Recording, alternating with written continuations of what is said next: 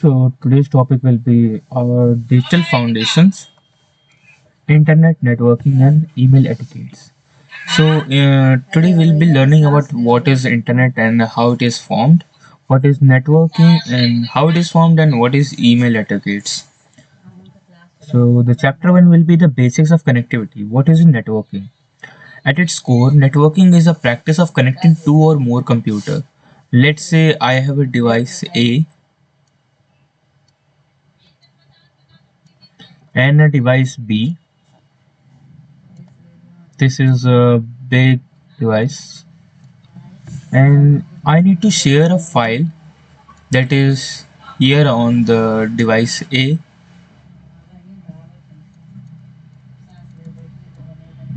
and this is device B.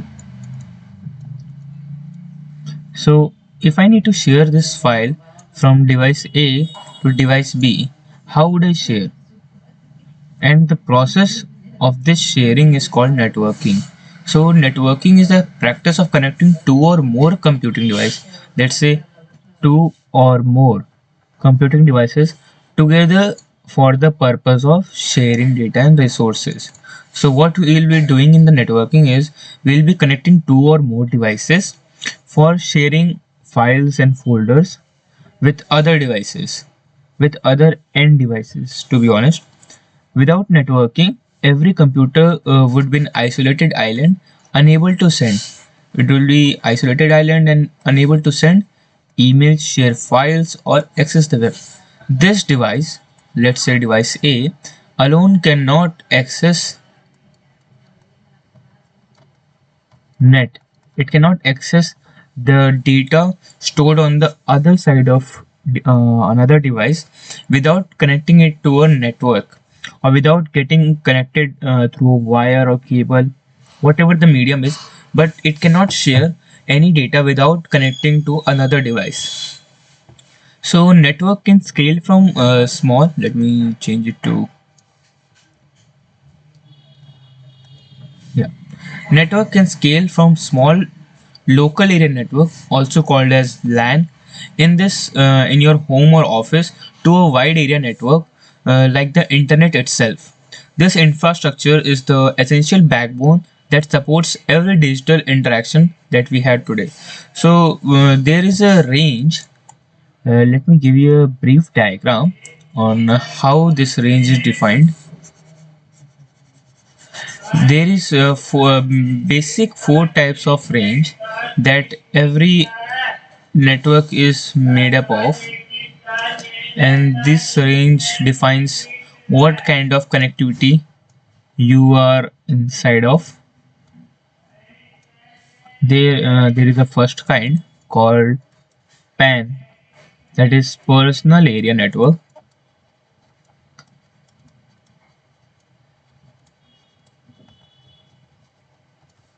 Another one is MAN.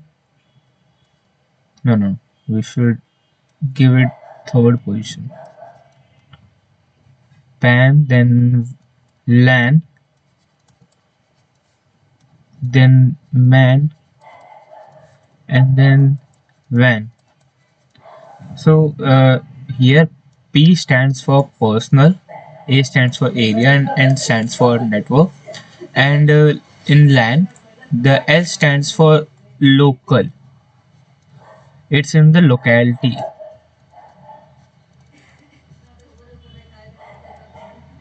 Let me write it clearly.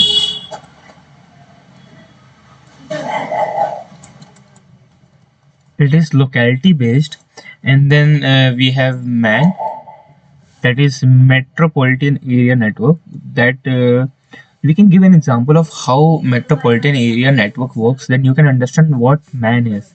So let's say there is a connection of a complete LAN in Delhi, then in Mumbai, then in Bengaluru, Chennai, and then in Kolkata. Okay, so when this network is connected to this network, and this network is connected to this network, and this is how they are connected to each other, no matter how far they are. this to this, and this to this. This kind of network is called metropolitan area network. So this kind of network stretches between metropolitan cities from one metropolitan cities to another metropolitan cities. Now, what is a WAN? So WAN is the largest range network in which we have MAN, LAN, and PAN as in combination.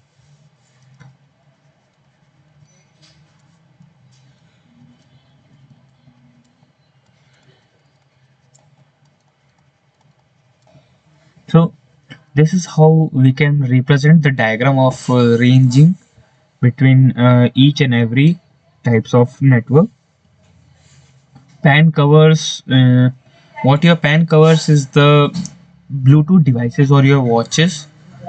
Okay, so PAN covers the area closest to you, your personal area. Let's say you have a watch, you have a earphone, Bluetooth earphone, and you have something like a ring, or you can have any other Bluetooth device that you have in your personal area. That will be considered under the personal area network. LAN is when you have a laptop or system that is connected to your local uh, pillar of network. That is, you can also call that mm, telephone line. Proper word would be telephone line. So whatever your system, your home network is connected to closest can also be considered as local area network because it is in your locality. Then comes the man. I give you example of how Delhi, Mumbai, Bangalore, Chennai, and Kolkata are connected. And then we can have is WAN connection, combination of all three combined is WAN. Moving on to next slide.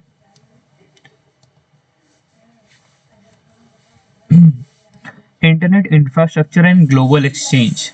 The internet isn't just a cloud, it is a massive physical and logical infrastructure. So internet is a physical and logical infrastructure consisting of cables, as I told, routers, component, and servers. This global exchange relies on three primary pillars to ensure that information sent from one side to other side reaches one side of the world reaches correct destination on the other. So the summary would be the internet isn't just cloud. Whatever you are accessing the cloud called G Cloud or OneDrive from Microsoft and G Cloud from Google. The internet is not just these two clouds or other clouds. It is the connectivity of multiple network physically and logically.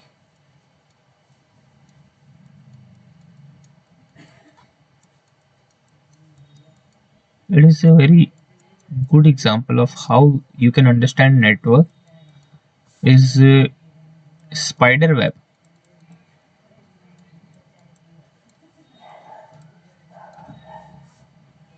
Okay, a very best example of physical connection is spider web. How you can see that spider cobweb is completely netted and each junction has its own work.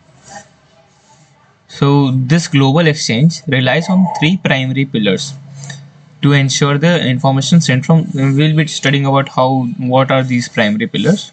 So the first one will be unique identification. So what unique identification will be doing here is every single device connected to the internet must have a unique identity to distinguish it from billions of others. So what here the topic is talking about is IP, also known as Internet Protocol.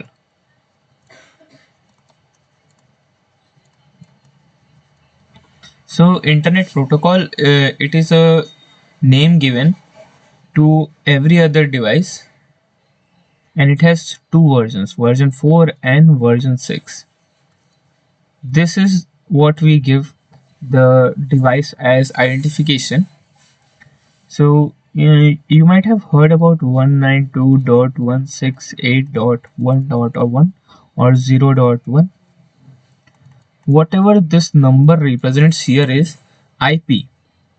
Okay, so IP is nothing but your address of your device that is connected towards internet, and each device has a unique identification. Just like we have Aadhaar card, Aadhaar number, every person has a unique Aadhaar number. You cannot replicate anyone else. So there are two types of identification, basic identification I'll be telling. So there is two type of basic identifications, that is IPv4 and IPv6. We have a standardized rule such as protocols. TCP/IP protocol acts as a universal language allowing different types of hardware to talk to one another seamlessly.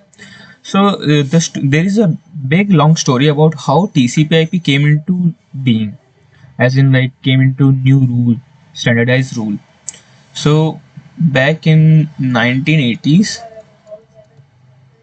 to 1990s, the internet was a topic of US military, and the US military started to standardize it and use it for other purposes such as giving out their network to Howard, Stanford, and multiple other universities and research centers that they can use to access net, and they all had unique identification numbers. So let's say you wanted to dial to Stanford, you will be dialing it, let's say 1.2.3, and the other one would be 1.2.4, and you all had a connection, they all had a connection to the US military. So the rule was back then there was a rule of sending data, on how the data would be sent, and that model, there was a model used called OSI model, Open System Interconnection Model. So this model follows the sending and receiving of the data, and how what there are 7 layers in it, and these 7 layer acts as a step-by-step introduction to how data is sent and how data is received from both the ends. And to improvise OSI model, then came the TCP/IP model, having TCP/IP as a protocol. Now, what is data packet routing? So, whatever the information is created by a system, that is converted into data pack. So, each data pack is independent and does not require any particular route to follow. So, the information is broken into small packets, sent through various paths, and reassembled at the final destination. I will give a brief small diagram. This is path 1, this is path 2, and this is path 3. Each are connected.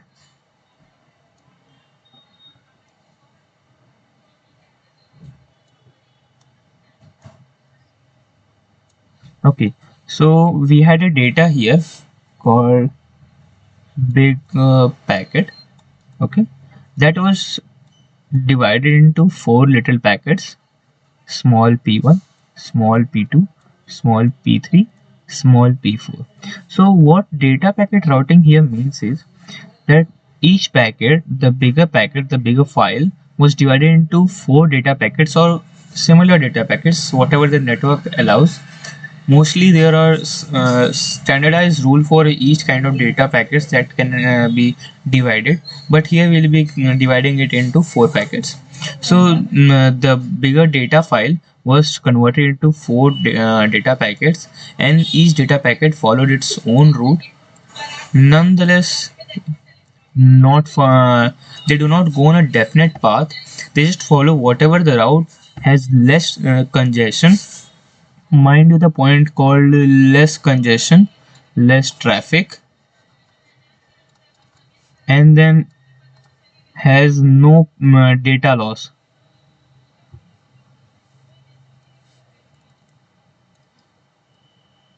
Low or no data loss.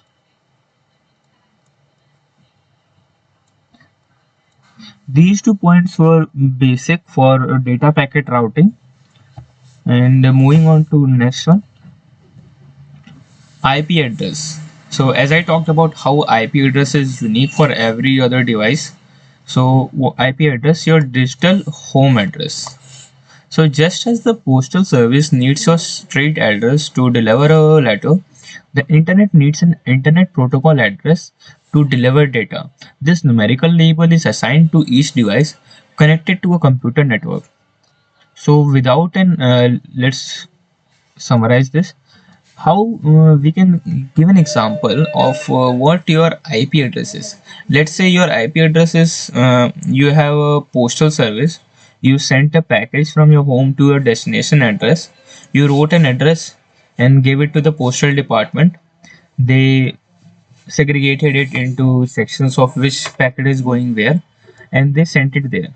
Okay, that is the basic. And in the same manner, the internet also does the same thing.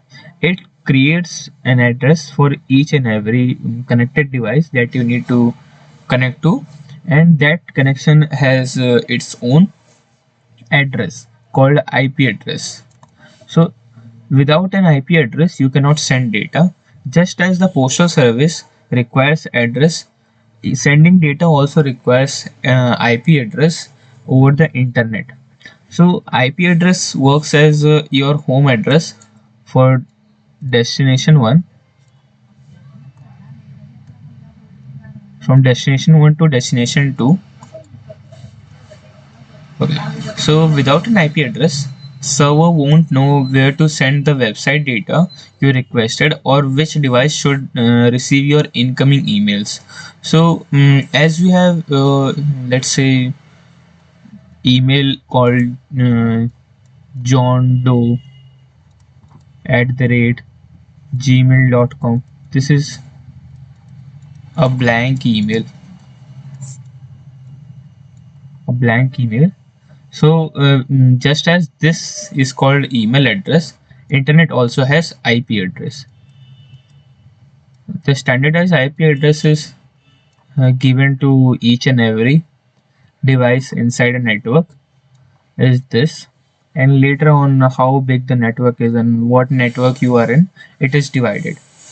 So today we use two main types of IP address: IPv4, traditional 4-part numbers like 192.168.1.1 as I gave you example, and IPv6, longer alphanumeric string designed to accommodate the billions of new devices joining the web.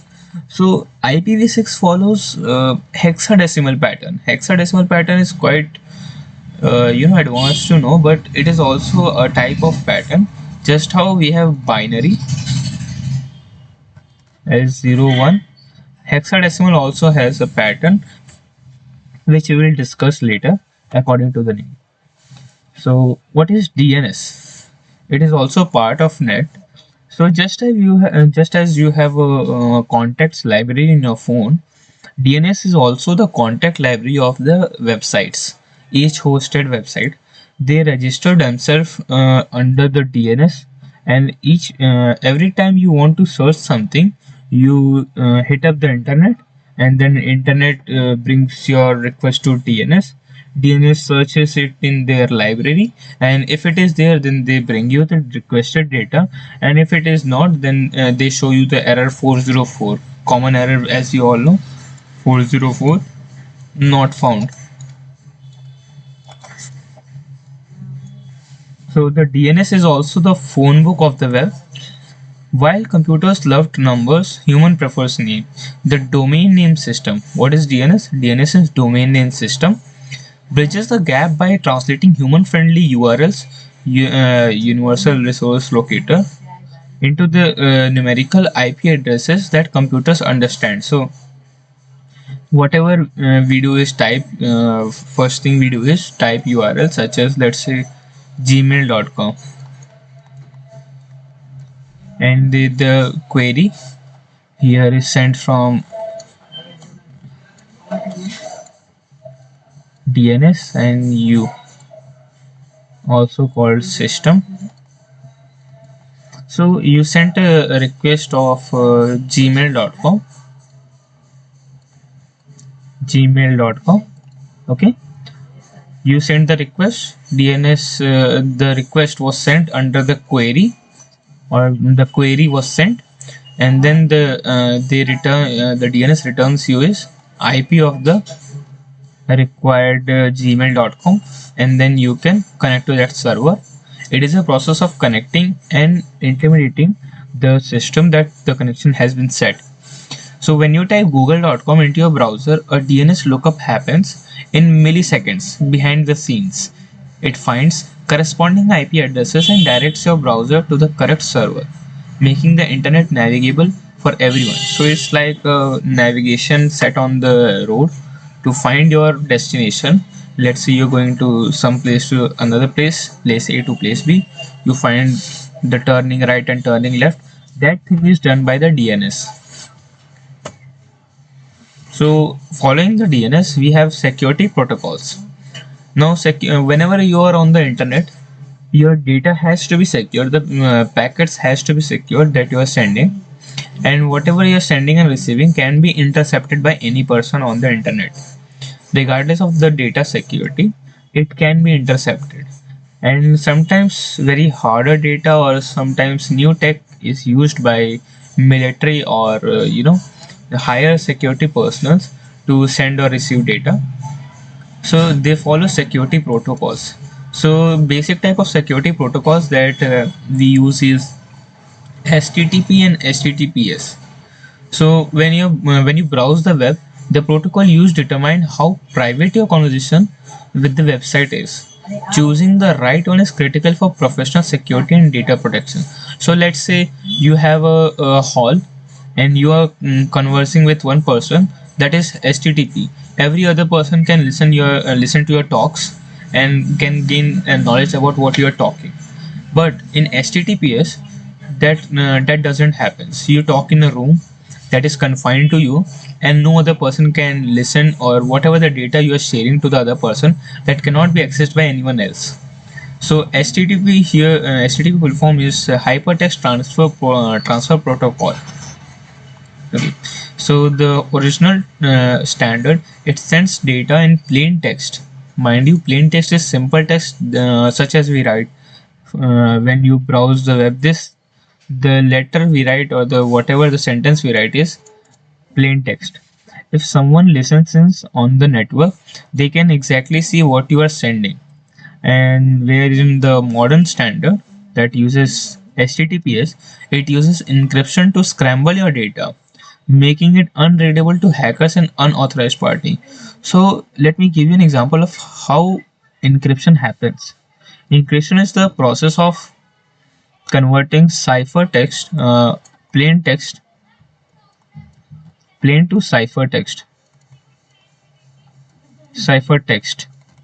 Okay, so plain text is the text we write when we use as communication.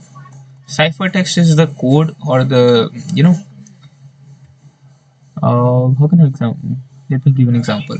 HI can be written as GI, HIG, IJK, GK. Okay, let's say whatever the alphabet here is written plus to that, and we get the ciphertext, and the plus 2 here represents key.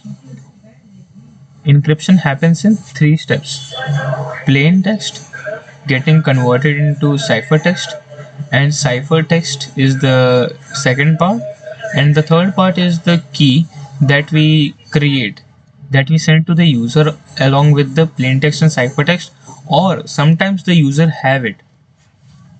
That is how the encryption works. It converts one text into another text and has a key to unfolding the message that we are sending. So why HTTP is non-negotiable? Moving on to the topic, why HTTPS is non-negotiable. In a professional environment, protecting sensitive information is a top priority. HTTPS isn't just a recommendation, it's a necessary for any reputable website today. So why it is reputable? It provides data privacy, encrypts your login credentials and personal details so they cannot be intercepted during the transit.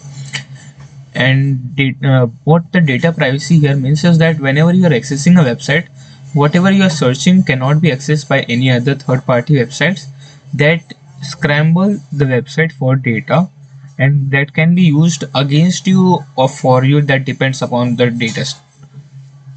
So data integrity ensures the data that hasn't been tampered with or corrupted by a middleman. So data integrity is when the data hasn't been intercepted from unknown person, and authenticity is the proving that the website you are visiting is actually who they claim to be, to avoid phishing sites. So authenticity is biggest topic of cyber security. It is the base of cyber security, let's say. So authenticity is when, let's say you are going to visit a banking website, and the banking website here has a URL called, let's say, CB Bank, cbank, okay, cbank.com. So currently in India, the norms that we are following here is you cannot name a website just as simple as cbank.com. You have to follow a given domain such as cbank.bank.com. So this norm has to be followed by every bank, and this norm here represents how the bank is secure or not, or the bank is authenticate or not. So here the authenticity here means is that we are trying to find whether the website is authenticate or authenticity is legible in it or not. What is gateway? So web browsers. Here web browsers will be defined as gateway because a web browser is a software application that acts as your window to the internet, and it takes the code sent by servers in HTML, CSS, and JavaScript and renders it into a visual interface that you can interact with. So the here web browser has a function of connecting you to the network/internet. So you can access the internet through web browsers. The web browser has a simple function of converting all the written code to visual interface.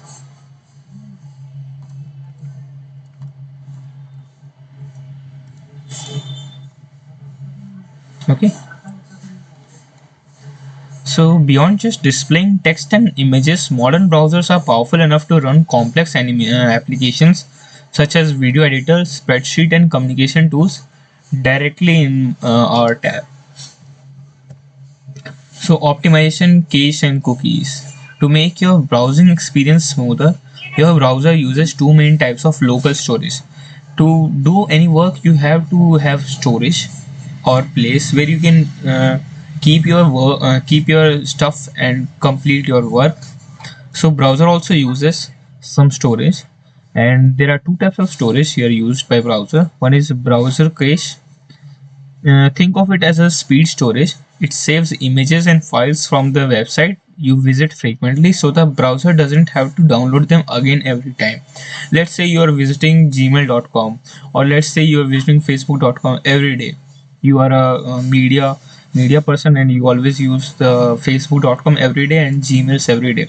So what browser will do is they will store your images or the basic whatever the structure there is, and it will store into your system on the browser, and whenever you open the website next time, it will preload it, so you don't have to wait for the internet to completely load it. And this is better and best if there is a very frequent fluctuation in the network, and sometimes downloading data or opening the data is much more important than opening the other visuals, so this saves time. And cookies, these are the preference files. They store your login status, items in a shopping cart or language setting, so the website remembers you across sessions. Let's say you visit amazon.com and you log in there by your credentials, and you browse few objects and then you put them in your shopping cart. So what the cookies here will be doing is that they will store all the information or partial information, whatever the information they ask for, and the preference files they will create it as a preference files, such as the shopping cart and the login status and the language settings. These are the basic preference files that some websites use under the cookies. And whenever you visit the website again, they will create it as a temporary file, and whenever you visit, they will pop it up and open the file to view your preferences. Now, maintaining the data or cleaning our data. Okay, so sometimes your browser's memory gets cluttered or outdated, leading to performance issues. Periodically, cleaning your cache and cookies is a reboot your browser needs. So just how we sell kabadis after a few months or a few weeks, so our browser also needs a kabadi that needs to be sold away. So the few steps that we can do here is fixing loading errors. So ensuring that you are seeing the latest version of a website rather than the old cached version. So the fixed loading error here ensures the whatever the version we are seeing is the latest version. Sometimes during login we also have issues such and those are called resolving login issues. Clearing old cookies can fix loops where the site refuses to log you in or keep you logged in. So this is done when you have changed your password or credential, or when you need to log out of a public system that you don't need other people to access your account. So clearing old cookies is best way, and sometimes you can just do a logout. And boot performance, freeing up a storage space helps the browser run faster and reduces lag on complex web apps. So boost performance is necessary when you are using a heavy web application that can hinder your performance and sometimes stutter and cause you irritation and by lag. By mastering these networking and browser fundamentals, you are now better equipped to navigate the digital landscape. And that's it for today. Thank you.